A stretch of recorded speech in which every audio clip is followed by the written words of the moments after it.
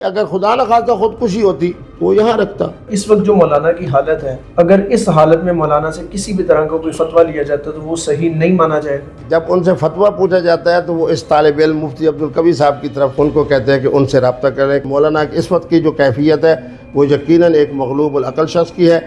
گزشتہ دن مفتی قوی صاحب مولانا طارق جمیل صاحب سے ملاقات کر کے اظہار تعزیت کر کے عاصم جمیل کے حوالے سے کتنی دیر کی ملاقات تھی اور بہت سارے ایسے حقائق جو کہ عوام جاننا چاہ رہی تھی کنفرم نہیں ہو رہے تھے، مفتی صاحب مولانا طارق جمیل صاحب سے خود پوچھ کے آئے ہیں۔ وہ کیا باتیں تھیں جانتے ہیں۔ مفتی صاحب کیسے مزاج آپ کے؟ ٹھیک ہے الحمدللہ۔ دیکھیں جی، صورتحال یہ ہے کہ جس مکان میں مولانا رہتے ہیں ایک کمرے کے اندر جم کا سسٹم بھی ہے جہاں مولانا خود بھی جم کرتے ہیں۔ یہ بچہ جو ہمارا ہے جو ہے مرحوم، اس کو بھی جم کے ساتھ ایک بڑا شغل تھا۔ اس کی خدمت میں جو بچہ مولانا نے دیا ہوا تھا اس بچے کا نام تھا عمیر صاحب جو ہے ان کے پاس جو ہے وہ اسلحہ تھا اور بچے کا شغل اسلحے کا بھی تھا اور جم کا بھی تھا۔ تو انہوں نے اس بچے سے جب اسلحہ مانگا تو اس نے نیچے سے جو جس میں گولیاں ہوتی ہیں نا اس کو نکال کے وہ اسلحہ ان کو دیا۔ بچے کو بھی یقین ہے کہ گولی نہیں، بس بچے کی طرف سے جیسے ہی جناب انہوں نے شغل کے طور کے اوپر اس کے اوپر انگلی دبائی، وہ نالی کے اندر گولی موجود تھی۔ اب وہ گولی جا کے کہاں لگی؟ اگر خدا نہ خواستہ خودکشی ہوتی اور اگر بچہ اپنی زندگی سے تنگ ہوتا، اپنے آپ کو مارنے کے بارے میں اس کو ہوتا کہ میں یہ کام کروں، تو وہ یہاں رکھتا۔ یہاں یہ تو کوئی نہیں ہے کہ جناب کوئی آدمی فیل یہاں کر کے مارے۔ یہ ہم اس کو مختصر یہ کہہ سکتے ہیں کہ تدبیر کے اوپر جب اللہ کی تقدیر غالب ہوئی تو یہ اس کا نتیجہ ہے کہ آج بچہ ہم سے چلا گیا۔ مولانا بڑے تھے اس لیے انہوں نے کہتے ہیں کہ صبر کا پھل میٹھا۔ میں نے دعا کی، مولانا کے دل کے اوپر ہاتھ رکھ کے وظیفہ پڑھا، اللہ مولانا کو صبر عطا فرمائے۔ مولانا طارق جمیل صاحب ذہنی کیفیت ان کی کیسی ہے؟ کیونکہ ان کا ایک بیان جاری ہوتا ہے کہ میرا ایک بچہ جس کو ایک شخص خواب میں دیکھتا ہے نبی پاک صلی اللہ علیہ وسلم کے ساتھ، اور وہ شخص جو ہے جس نے دیکھا ہے وہ دن میں 1,00,000 مرتبہ درود شریف پڑھتا ہے، جبکہ یہ میتھمیٹیکلی بھی صحیح بات نہیں ہے۔ ایک سیکنڈ میں بھی اگر ایک دفعہ پڑھا جائے تو میرے خیال 86,000 کے قریب بندہ پڑھ سکتا ہے، تو جس میں نمازیں بھی ہیں وہ تمام چیزیں۔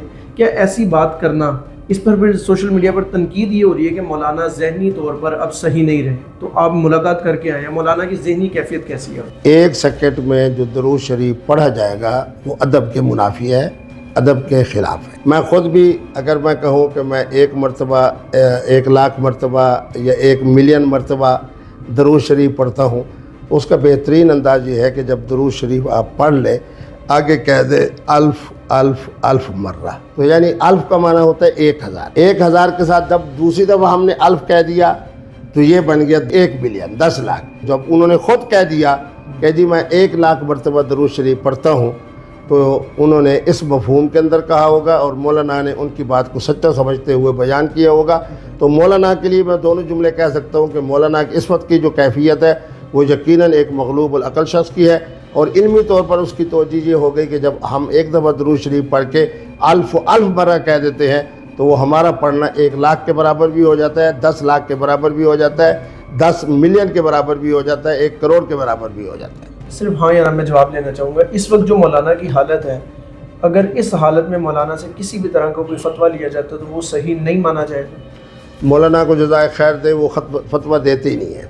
یعنی کوئی مسائل اگر پوچھے جاتے ہیں ان سے مسائل بھی نہیں پوچھے جاتے۔ جب ان سے فتویٰ پوچھا جاتا ہے تو وہ اس طالب علم مفتی عبدالقوی صاحب کی طرف ان کو کہتے ہیں کہ ان سے رابطہ کریں، کیونکہ وہ فتوے والا خاندان ہے، اور مولانا کی طرف سے سینکڑوں لوگ ایسے ہیں جو فتوے کے حوالے سے ہے۔ انہوں نے یہی بات بتائی کہ مولانا طارق جمیل صاحب سے ہم نے پوچھی بات تو انہوں نے کہا کہ مفتی عبدالقوی صاحب سے پوچھ لیں۔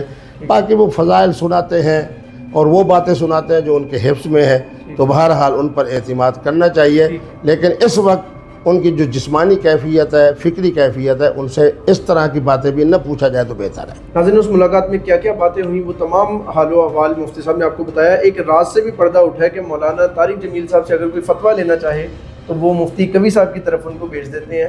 آپ کیا رائے رکھتے ہیں کمنٹ سیکشن میں لازمی بتائیے گا۔ پاکستان زندہ باد۔